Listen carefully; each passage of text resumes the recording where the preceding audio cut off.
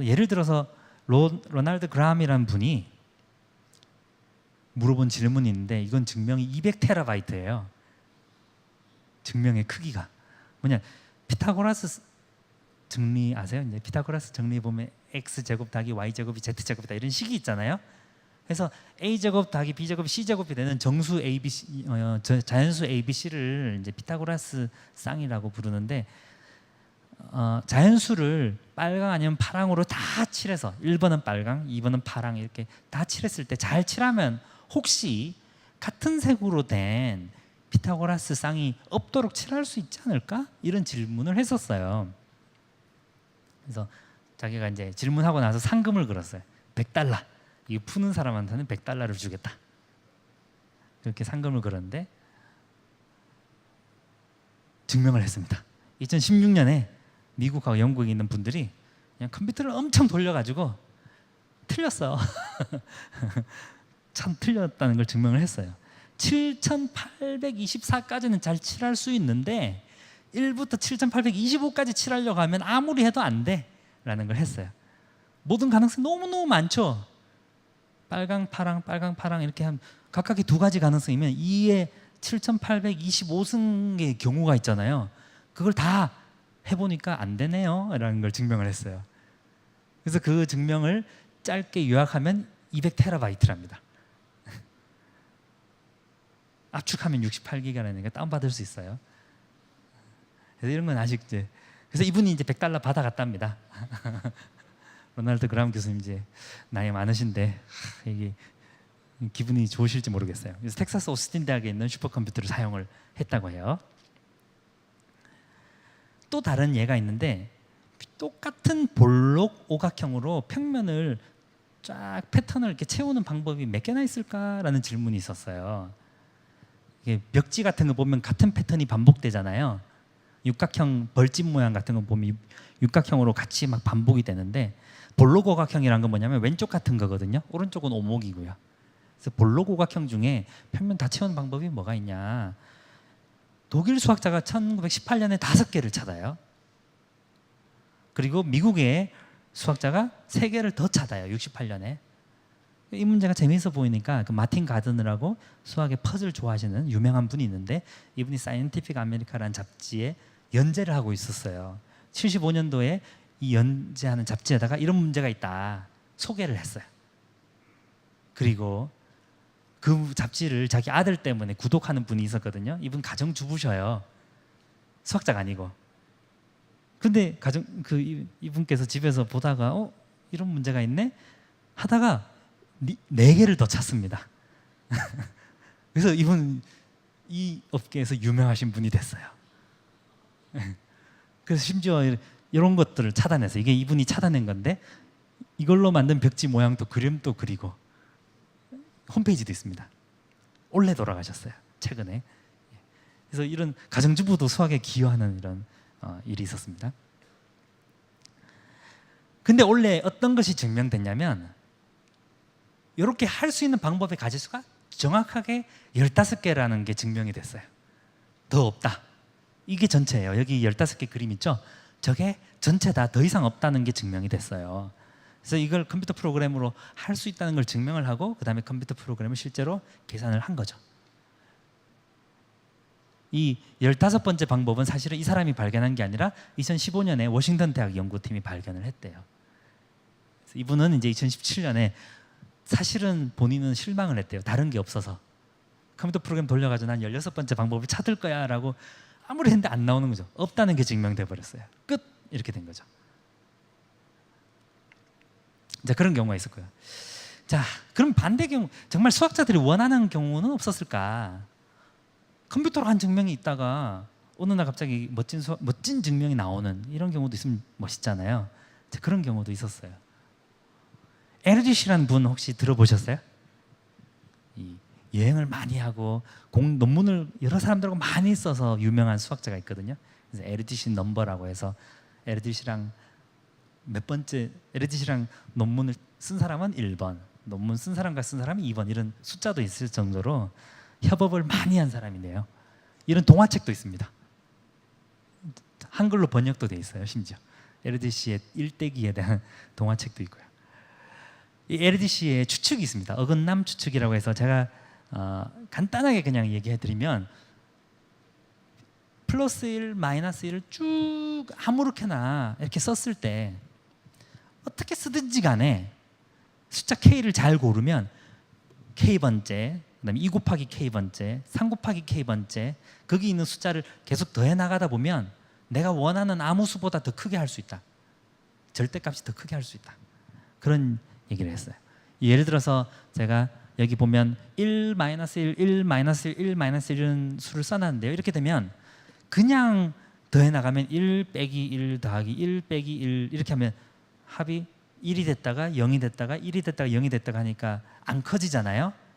그런데 두 칸씩 띄면 마이너스 1, 마이너스 1, 마이너스 1 하니까 합이 마음대로 막 커져요.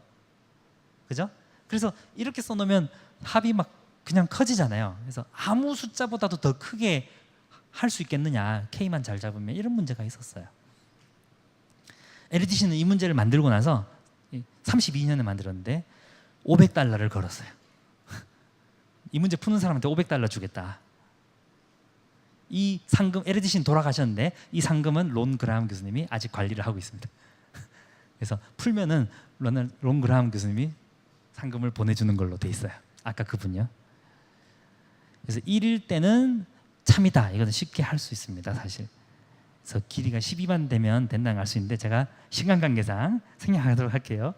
이게 예를 들면 이런 건데요. 2가 마이너스 1이니까 4번째 자리에 마이너스 1 쓰면은 마이너스 1 빼기 1이니까 마이너스 2가 되잖아요.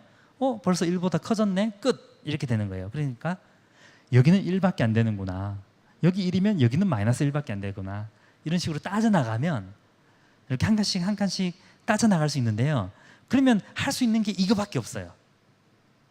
근데 이걸 하면 세 칸씩 뛰어가 보면 마이너스 1, 마이너스 1, 마이너스 1, 마이너스 1 이런 식으로 해서 제가 뭐 잘못한 것 같나? 마이너스 1, 1, 마이너스 1, 1, 마이너스 1 해서 마이너스 2가 나오거든요. 1보다 커졌네, 절대값이. 그래서 안 되네, 이렇게 되는 문제거든요. 그래서 C가 1일 때는 엄청 쉬워요. 근데 C가 2일 때를 증명한 사람들이 있었어요. 이분들 여전히 컴퓨터를 엄청 크게 사용했어요. C가 2일 때 증명을 했는데 길이가 1161까지 따지면 항상 된다. 플러스 마이너스 1을 1161개를 어떻게 쓰든지 간에 몇 칸씩 뛰다 보면 절대값이 2보다 크게 할 수 있다. 이걸 증명을 했고요. 모든 경우를 다 따졌거든요, 컴퓨터로. 그래서 증명을 만들면 길이가 너무 커서 잡지에 뭐라고 나왔냐면 위키피디아라는 인터넷 백과사전 있잖아요. 그거보다 더 크다, 증명이. 이 앞에 아까 증명보다 조금 작지만 그래도 그 당시의 기록이었어요. 수학 증명 중에 제일 긴 기록. 그런데 이거를 테렌스 타워라는 그 교수님이 최근에 해결했습니다. 2015년에 C가 2일 때뿐만이 아니라 모든 C에 대해서 해결할 수 있다. 이거는 맞다. 증명을 했어요. 이분은 이제 수학계 모차르트라고 불리는 분이거든요. 신동이라서 호주 출신이신데 얼마 전에도 카이스트에도 왔다 가셨고요. 그래서 이분이 이제 컴퓨터 전혀 안 쓰고 그냥 필요 없이, 그러니까 아까 엄청난 크기의 계산을 통해서 한 그런 증명 필요 없이 그것도 더 센 거, 모든 C에 대해서 이거 맞다 증명을 하는데 성공을 했습니다. 그러니까 이런 경우도 진짜 컴퓨터 안 쓰고 한 거죠. 드디어 수학자들이 좋아할 그런 증명을 한 거죠. 이 오른쪽에 있는 분이 이제 테렌스 타워 교수님인데요. 이 LDC를 실제로 만났어요. 어릴 때. 이 워낙 신동이라 어릴 때 이제 테렌스 타워 교수님이 아기 거의 어린이 시절에 LDC가 만나서 무슨 얘기를 해줬다고 합니다. 무슨 얘기를 해준지 자기는 기억이 안 난대요. 예. 근데 이 테렌스 타워 교수님이 이 문제를 해결할 때 그 전에 사실은 도움을 줄 일이 있었어요. 이제 폴리메스 프로젝트라는 게 있었는데요. 이 프로젝트는 정말 인터넷을 통해서 사람들이 어떻게 연구를 대규모로 하는 게 가능할까 이런 물음에서 시작한 건데요. 보통 여러분들 이제 수학자들 주변에서 많이 못 보시잖아요. 저희 집 애들은 매일 보니까 시시해하는데 수학자들 많이 못 보시니까 흔히 상상하는 게 수학자들은 골방에서 막 혼자서 열심히 몇 년 동안 처박혀서 이렇게 하다가 뭐 했어 이럴 거다라고 생각을 많이 하시는데 사실은 전혀 그렇지 않아요. 제가 느끼기에는 수학자들은 정말 여행을 많이 하는 사람들이고 사람들 많이 만나고 얘기하고 그런 사람들이거든요. 같이 만나서 같이 문제를 많이 풉니다. 토론을 많이 해요. 이 모든 사진은 제가 갔던 데서 찍은 바닷가에서 이렇게 서로 얘기도 하고 이렇습니다. 근데 4명, 5명 이렇게 하는 논문도 많거든요. 근데 위키피디아, 인터넷 위키백과 같은 것도 보면 수많은 사람들이 같이 협력을 하잖아요. 그래서 이런 질문을 했어요. 이 팀 가월스라는 캠브리지대 교수님이 있는데 수학 연구도 수많은 수학자들이 동시에 도전해가지고 같이 힘을 합치면 할 수 있지 않을까? 기존에 안 풀린 문제를 할 수 있지 않을까? 이런 고민을 했는데요. 그래서 2009년 1월에 자기 블로그에서 이런 거 한번 실험을 해보자 얘기를 했습니다. 이분도 필드 메달 받으신 98년도 필드 메달 수상자예요. 그래서 1번 문제로 다룬 것이 이제 뭐 헬스주의 정리라고 하는 뭐 그런 정리가 있는데요. 그것의 어떤 다른 버전, 기존에 알려지지 않은 증명을 찾아보자 이런 문제를 냈는데 아무도 몰랐던 건데 6주 만에 목적이 달성돼 버렸어요. 사람들이 블로그에 올려놓은 질문을 보고 블로그 댓글로 토론을 했거든요. 근데 규칙이 자기 집에 가서 따로 생각하기 없기 같이 하기 이렇게 해가지고 실제로 이거를 해결을 해버렸어요. 그래서 논문을 씁니다. 근데 참여 저자가 너무 많잖아요. 그냥 논문 저자 이름을 폴리메스라고 했어요. 폴리메스 저자 이름 폴리메스 이렇게 하고 Annals of Math라고 아까 그 수학계 제일 좋은 잡지 거기에 이렇게 논문이 실렸어요. 6주 만에 이런 어려운 문제도 금방 할 수 있더라. 수학자들이 힘을 합치니까. 그래서 그 후에도 여러 개의 프로젝트를 진행을 했는데 12개가 현재까지 됐고 그중에 3개는 해결돼서 논문이 실제로 작성이 됐어요. 근데 그중에 하나가 폴리메스 5번 문제가 있는데 5번 문제가 아까 LADC의 어긋남 추측이었거든요. 그래서 이 폴리메스 프로젝트에서 좀 중간 과정에 큰 도움을 주는 과정을 해결했는데 이거 덕분에 이분이 이 문제를 해결했다고 카이스트에서 강연하실 때 그렇게 얘기를 하더라고요. 그래서 사람들이 힘을 합치면 사실 컴퓨터도 무찌를 수 있다. 저는 이렇게 생각하고요. 그럼 도대체 컴퓨터의 역할은 어디까지 갈까? 뭐 수학이든 또 다른 분야든 컴퓨터가 어디까지 갈까? 이런 질문을 할 수 있을 텐데요. 얼마 전에 그 한국 뉴스에도 소개가 됐는데 인공지능이 직업별로 인간을 이기는데 걸리는 시간이 얼마냐 이런 뭐 기사가 났었어요. 그래서 이 표는 BBC 방송에 나온 표인데 빨래 접기 같은 거는 금방 할 거다. 인공지능이 금방 할 거다. 뭐 트럭 운전, 상점 점원, 뭐 뉴욕타임즈 베스트셀러 소설 쓰기. 근데 이 중에 이제 2가지가 수학에 관련된 건데 수학 경시대 문제 풀기는 33년 정도면 인공지능이 하지 않을까? 뭐 수학 연구는 심지어 43년 정도면 하지 않을까? 인공지능 기계가 고차원 인공지능 기계가 만들어지는 건 뭐 더 오래 걸리지 않을까? 뭐 이런 것들을 이런 뉴스가 나왔더라고요. 그래서 이 뉴스가 도대체 무슨 근거로 한 걸까? 제가 찾아봤어요. 알고 보니 옥스퍼드 예일에 있는 연구팀이 인공지능 연구자들한테 설문을 돌렸어요. 인공지능 학회에 오신 분들한테 설문을 돌려가지고 물어본 거예요. 그래서 그런지 인공지능 연구가 제일 오래 걸린다고 답변을 한 것 같아요. 예. 근데 그걸 빼고 나면 수학이 제일 길게 나왔더라고요. 그래서 수학 연구란 게 도대체 뭐야? 수학 연구란 게 뭐까지 생각해서 연도를 생각한 거지라고 해서 원문을 찾아보니까 실제 수학 정리를 아주 탑 저널에 최고의 저널에 출판할 수 있는 그런 정리를 자동으로 만들어서 증명까지 하는 그런 걸 목표로 했더라고요. 되게 센 거죠. 대학생 수학 경시대 문제 풀기는 이 미국의 대학생들이 하는 수학 경시대가 있는데요. 거기 제일 잘하는 학생 정도만큼 풀 수 있는 그 정도를 목표로 하는 게 사람들 설문조사가 33년으로 나온 거예요. 그래서 저는 사실 뭐 설문조사 결과니까 너무 신뢰할 필요는 없겠지만 어쨌든 뭐 몇십 년 후에는 이런 일이 생길 수도 있겠구나 그런 정도만 받아들일까 싶어요. 여기 보면 다양한 앵그리버드 게임을 하는 거 금방 할 거다 뭐 이런 거 여러 가지가 있거든요. 근데 정말 수학에서 어느 정도까지 역할을 할까? 자, 수학자가 하는 일들을 생각해 보면 어떤 추측, 이런 게 맞을까? 이런 문제가 재밌는데 라고 추측을 만드는 부분도 있고, 그럼 이제 그거를 증명을 하는 부분이 있잖아요. 증명하는 부분. 남이 쓴 증명 읽고 맞는지 확인하는 부분도 있고요.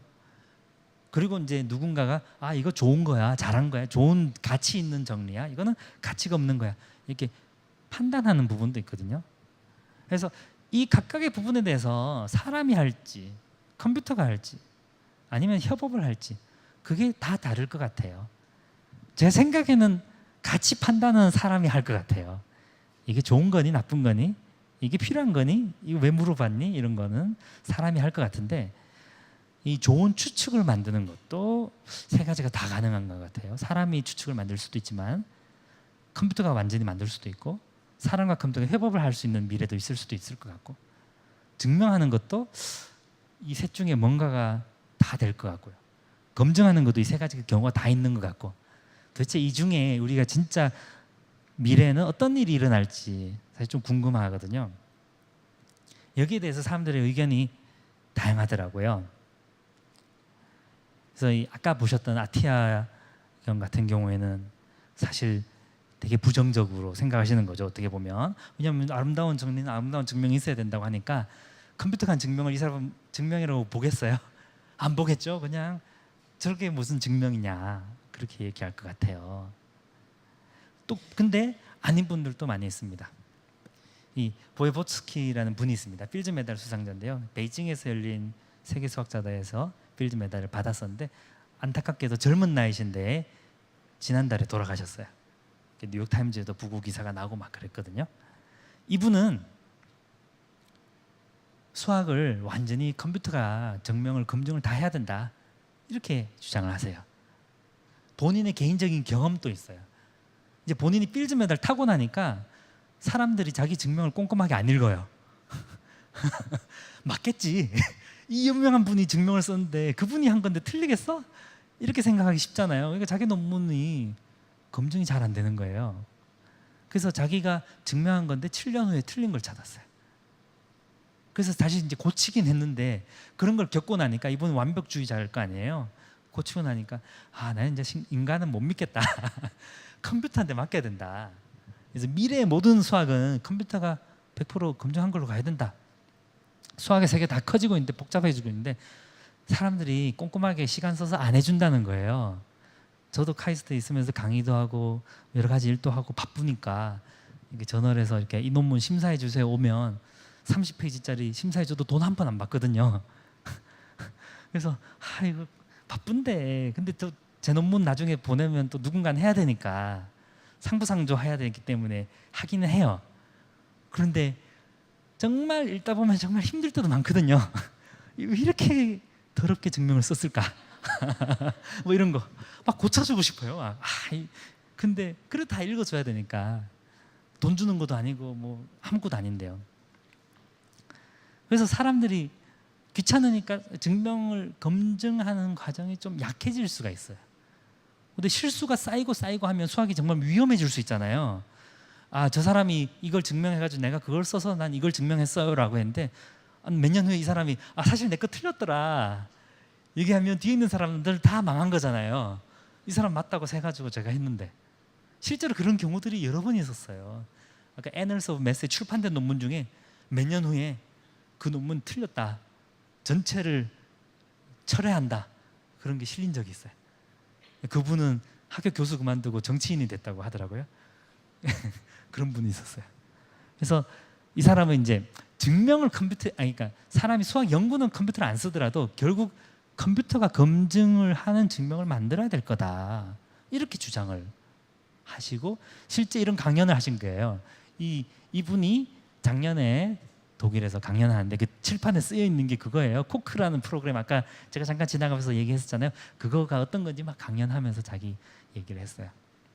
심지어 이분은 뭐까지 했냐면 자기 이론을 증명을 이런 걸로 해보려고 하니까 수학의 기초가 너무 약한 거예요. 우리가 집합론 가지고 수학을 설명을 다 했는데 그걸로 수학을 설명하려니까 내가 하려는 이론을 하기에는 너무 부족하다. 수학의 바탕을 새로 깔자. 그런 얘기까지 하시는 분이에요. 호모토피 티어리를 뭐 가지고 수학의 바탕을 새로 써야 된다. 이런 얘기까지 하셨어요. 심지어 더 많이 나가신 분도 있거든요. 이분은 도론 자이버그라고 러커스 대학의 교수인데요. 이분 되게 특이하신 분이세요, 사실. 독설도 많이 하시고. 제가 학생일 때 제가 있는 학교에 강연을 오셨어요. 그래서 강연 오셔가지고 그 1시간 동안 어떤 미해결 문제인데 재밌는 문제가 있으니까 한번 풀어보라고 하면서 막 문제 설명을 한참 했어요. 그래서 1시간 딱 끝난 후에 제 지도 교수님이 옆에 있다가 야 그거 사색 문제랑 동치 아니었니? 이렇게 얘기를 했어요. 사색 문제 그거 풀면 사색 문제 풀리는 거잖아. 이렇게 얘기를 딱 하니까 이분이 하는 말이 아니 지금 그걸 얘기하면 어떡해. 여기 지금 아무것도 모르는 대학원생들이 내 문제 듣고 풀 텐데 사색 문제하고 똑같은 문제라고 얘기하면 누가 풀겠냐. 어려운 거라고 다 아는데. 그런 재미있는 기억이 나는데요. 이분이 홈페이지 가면 독설도 많으시고 한데 어떤 얘기를 했냐면 사람이 증명을 직접 하는 시대가 아니라 사람이 이제 지도를 하면 사람이 이제 가이드를 하는 상황에서 컴퓨터가 증명을 발견하고 증명하고 컴퓨터가 새로운 사실을 발견도 하고 증명도 하는 그런 시대가 오지 않겠느냐.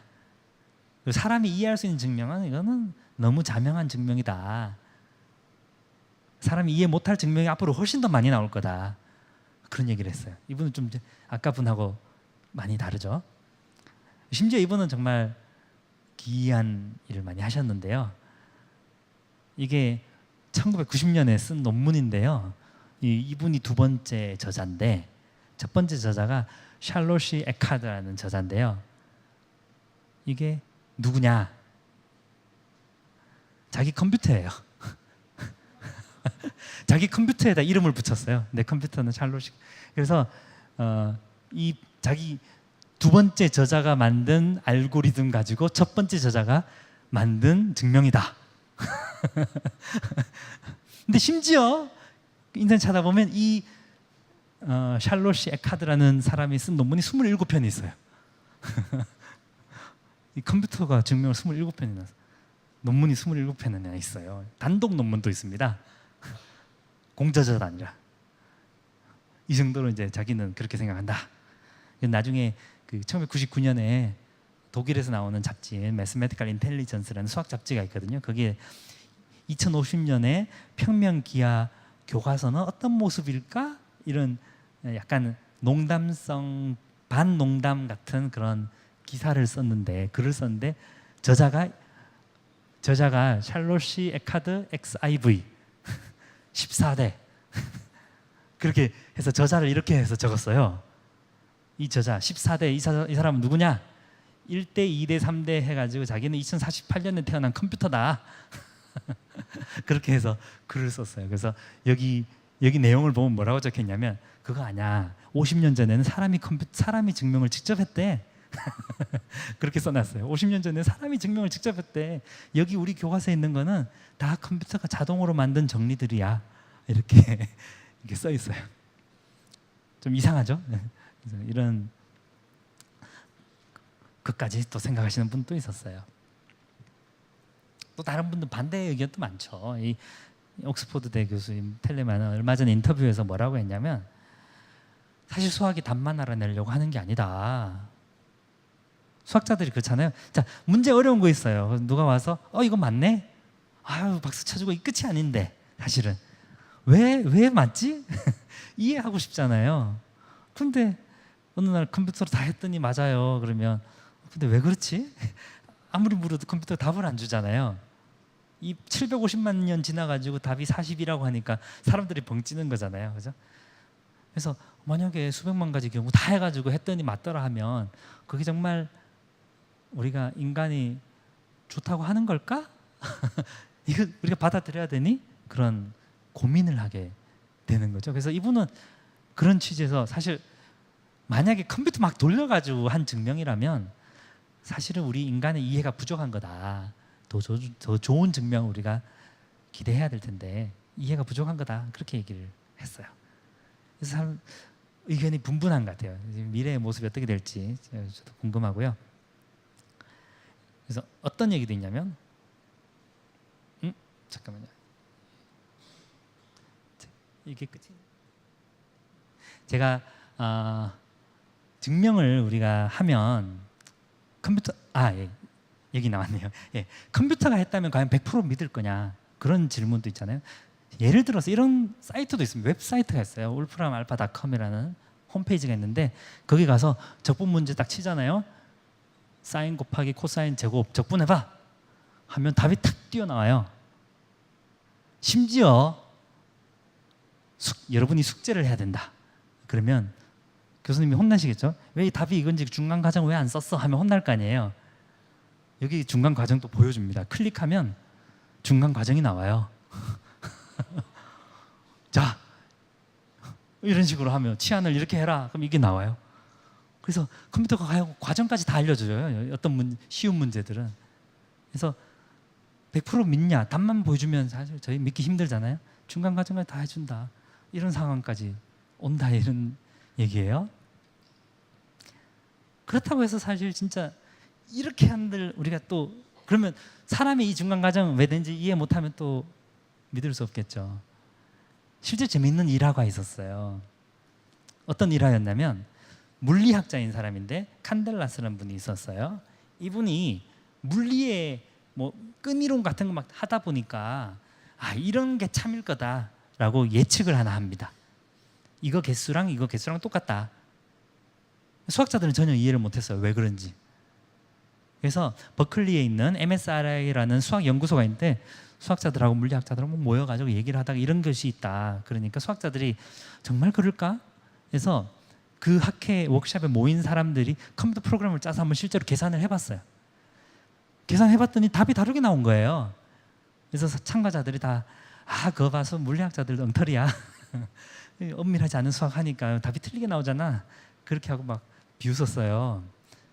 그래서 이분이 막 돌아가서 자기도 계산한 거 다시 보는데 아무리 봐도 자기 이론에 의하면 맞는 증명인데 수학자들이 보기에는 이게 엄밀하지 않은 거라서 왜 그런지 이해가 안 된다 이렇게 얘기하는 거였어요. 근데 몇 달 후 노르웨이에 돌아간 그분들이 자기 프로그램 검토했더니 우리 버그가 있었어. 버그가 있고 너네 계산이 원래 맞았어. 그랬어요. 그래서 사실 컴퓨터로 뭔가 하면 남들 한 거 틀렸다고 얘기하기도 쉽고 한데 사실 컴퓨터 프로그램 짜다 보면 자꾸 버그 만들게 되잖아요. 그래서 정말 100% 믿을 수 있을까 고민되죠, 그죠? 그래서 이런 일들이 있을 것 같은데 가면 앞으로 어떻게 될지 사실 참 고민입니다. 그래서 제 생각에는 이런 다양한 여러 가지 가능성이 다 나올 것 같아요. 미래에 추측이나 증명이나 검증이나 다 컴퓨터가 사용이 될 수도 있고 안 될 수도 있고 그런데 어떤 수학을 할지에 따라서 사람들이 하는 모양이 많이 다를 것 같아요. 일단 제 강연은 여기까지고요. 여러분들 어떻게 생각하시는지 또 궁금하기도 하고 그렇습니다. 예, 들어주셔서 감사합니다. 예, 멋진 강연 해주신 엄상일 교수님께 다시 한번 큰 박수 부탁드리겠습니다. 교수님 강연을 듣고 나니까 제가 알고 있던 수학에 대한 상식에 대혼란이 오고 있는데요. 아니 그러면 교수님의 강연 제목인 미래의 수학자는 인간입니까? 아니면 컴퓨터인가요? 그게 아니면 한 반반쯤 되는 겁니까? 그러니까 제 생각에는 수학자와 컴퓨터 협업하는 일이 많을 거기 때문에 반반이라고 하기는 그렇지만 수학자는 더 고차원적인 생각을 하고 저차원적인 건 컴퓨터를 다 시키는 그런 일이 있을 수 있지 않을까 그럴 것 같네요. 네, 보다 자세한 내용은 저희 그 2부의 패널 토의를 통해서 계속 이어가도록 하겠습니다.